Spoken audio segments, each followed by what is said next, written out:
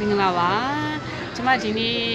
ဗာလေး sharing လုပ်ပေးခြင်းလဲဆိုတော့ဒီ e-visa master နဲ့လာမဲ့သူလေးတွေပေါ့နော်အထူးသဖြင့် no topic ပေါ့နော် topic မရှိသေးဘူးလာလို့ရလားအသက်30ကျော်နေပြီလာလို့ရလားပတ်စံနေအများကြီးရှာခြင်းနဲ့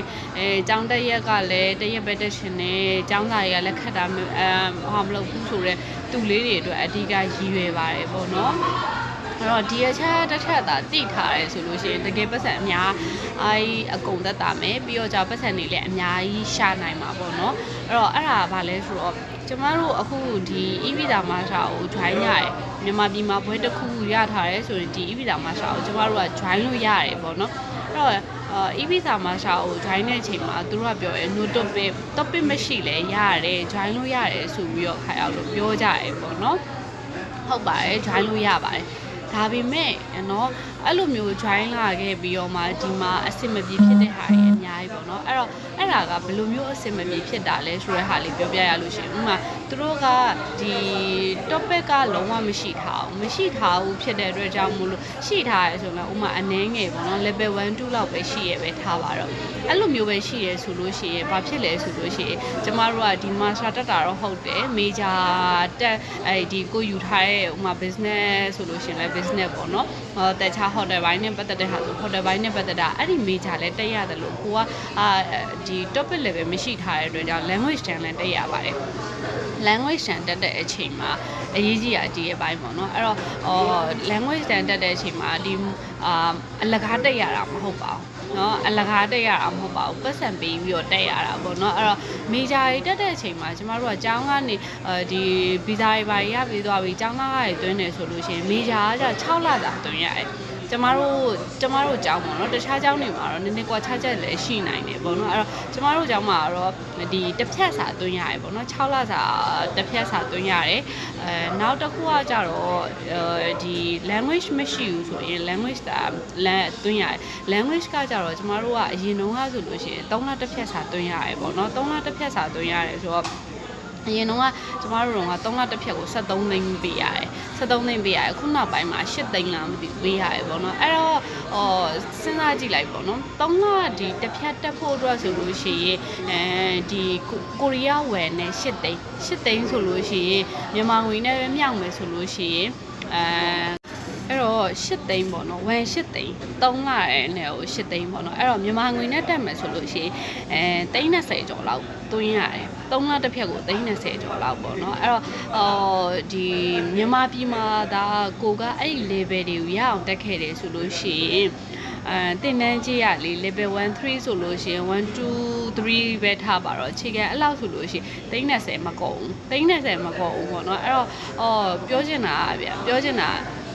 topic မရှိဘဲနဲ့လာလို့တော့ရတယ်ဒါပေမဲ့ဒီကိုရောက်တဲ့ချိန်ကြာလို့ရှိရင် topic မရှိဘဲနဲ့ဒီတိုင်းနေလို့မရအောင် language ကသင်ကိုသင်ရတယ်အဲ့တော့ကိုကဒီကိုရောက်မှပဲเนาะငွေတွေအများကြီးရှာခြင်းနဲ့မြန်ရောက်ခြင်းနဲ့ပြီးတော့ကြတော့အဲ့လိုမျိုးတွေဆိုပေမဲ့တကယ်ရောက်တဲ့အချိန်မှာကြာလို့ရှိရင်ကိုက language မရဘူးဆိုလို့ရှိရင် level သူတို့အကြောင်းကသတ်မှတ်ထားတယ် level မရမချင်းtopic level 3ဖြစ်စေ4ဖြစ်စေမရမချင်းအဲ့ဒီဟာကြီးက language ကြီးကတက်နေရဖြစ်တဲ့ကြောင့်3လနဲ့လေ level 3ကမရဘူး6လနဲ့လည်းမရဘူးဆိုတော့အဲ့မှာတင်ကမြန်မာငွေ340ကျော်ဖြစ်သွားပြီနှစ်ဖြတ်သားဆိုရင်340ကျော်ဖြစ်သွားပြီအဲ့တော့ကိုကပတ်စံအိမ်ကိုပြင်ပြီးတော့ပို့ဖို့နေတာအဲ့ဒီကျောင်းတွေတက်ရတယ်ကျောင်းတက်တဲ့အတွက်ကြောင့်ကျောင်းတက်တဲ့အချိန်တွေကုန်တယ်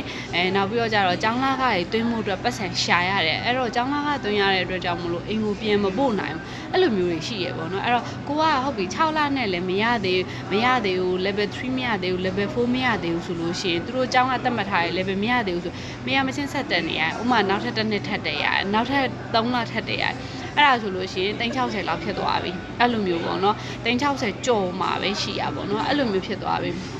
အဲ့တော့ကြတော့ကိုကအဲ့ဒီဟာတွေကိုဒီမှာအလကားပတ်စံနေအဲ့လိုမျိုးဈေးကြီးပေးပြီးတော့တက်နေမယ်အစားအဲ့ဒါတွေမဟုတ်ဘူးเนาะနောက်တစ်ခုပါရှိသေးတယ်ဆိုကိုရီးယားမှာနေဒီတိုင်းနေပြီးတော့တက်လို့ရတာမဟုတ်နေစိတ်စားစိတ်တွေသွားစိတ်လာစိတ်တွေကအများကြီးရှိသေးကျောင်းတက်ပြီဆိုမှတော့အဝတ်စားဆိုတာလည်းထိုက်တဲ့လောက်ရှိရအောင်ပေါ့အဲ့လိုမျိုးဟာတွေရှိရသေးတယ်အဲ့ခါရောက်တော့ကြတော့ကိုကဒီမှာဈေးကြီးနဲ့အဲ့တင်တန်းတွေကိုတက်မယ်အစားမြန်မာနိုင်ငံကလေးကနေမှအဲ့လိုတက်ခဲ့တယ်ဆိုလို့ရှိရင် ကျောင်းလာကလည်းတက်တာတယ်ပြီးလို့ရှိရင်ကျောင်းတက်ရဲ့ကျောင်းအဲ့ level တွေကရှိထားရဲဆိုကိုက language တက်စရာမလိုတော့ language တက်စရာမလိုတဲ့အတွက်ကြောင့်ကျောင်းလာကသွင်းစရာမလိုတော့အဲ့ကျောင်းလာကသွင်းမဲ့ပတ်စံနေကိုကအိမ်ကိုပို့လို့ရတယ်ပြီးတော့အဲ့ကျောင်းတက်နေရမယ့်အချိန်ဒီမှာအလုပ်လုပ်လို့ရတဲ့အတွက်ကြောင့်မို့လို့အဲ့ပတ်စံနေအဲ့အချိန်မှာအလုပ်လုပ်ပြီးတော့အိမ်ကိုပို့လို့ရတယ်အဲ့အတွက်ကြောင့်မို့လို့ကျွန်မ level တွေကိုမြင်မြတ်ရအောင်လုပ်ပါမြင်မြတ်ရအောင်လုပ်ပါလို့ကျွန်မအဲ့လိုမျိုးပြောတာပေါ့နော်အဲ့တော့အခုဆိုလို့ရှိရင်ကျမတို့ဟိုနဲ့အတူတူရောက်တဲ့ထဲအားလူတွေဆိုလို့ရှိရင်သူတို့ဆိုလို့ရှိရင်အခြေခံမရှိဘူးခန္ဓာထားလောက်ပဲတည်တယ်တချို့ကြလဲlevel 1 2လောက်ရှိရရှိရဲ့အချိန်မှာဆိုလို့ရှိရင်အခုဆိုရင်သူတို့ကအလုပ်လဲလုပ်ရတယ်အကြောင်းကလည်းတက်ရတယ်စာတွေကလည်း level နည်းနည်းပဲရှိသေးတဲ့အတွက်ကြောင့်နားမလဲဘူးအဲ့လိုမျိုးဖြစ်လာရဲ့ပေါ့အဲ့လိုမျိုးဖြစ်တော့ကြအိမ်ကိုပြန်ပို့ဖို့နေတာကိုအကြောင်းစိမ့်နဲ့ကိုနေဖို့ထိုင်ဖို့အတွက်တောင်မလောက်တဲ့ဟာရှိရပေါ့နော်အဲ့ဒါပြီးတော့တချို့လူတွေဆိုပို့ဆိုးတာဒီ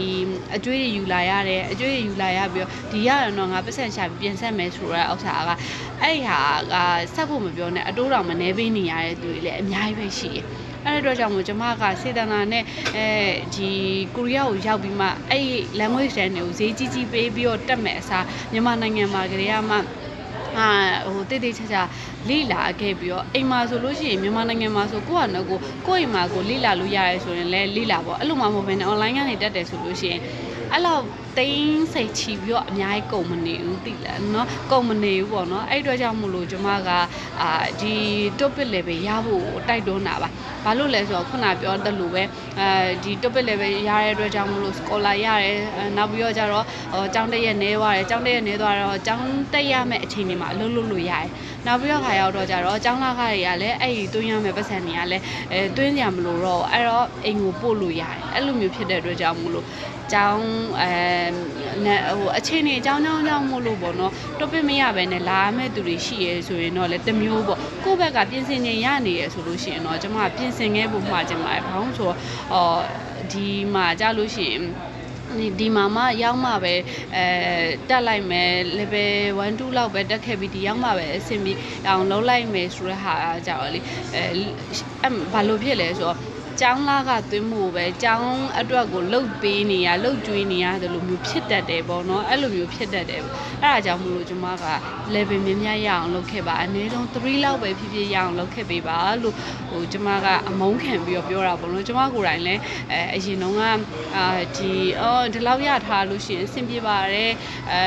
ဖြစ်သွားလိမ့်မယ်ဆိုတော့စိတ်ရှိခဲ့ပါတယ်တကယ်ကျွန်မကိုယ်တိုင်လည်းဒါပေမဲ့ဟို